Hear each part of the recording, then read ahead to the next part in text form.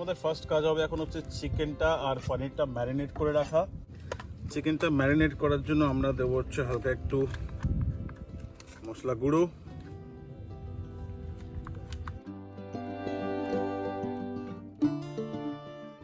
তো মোটামুটি নুন আর হলুদ আর যতগুলো মশলা ছিল সেগুলো সব দিয়ে দিয়েছি।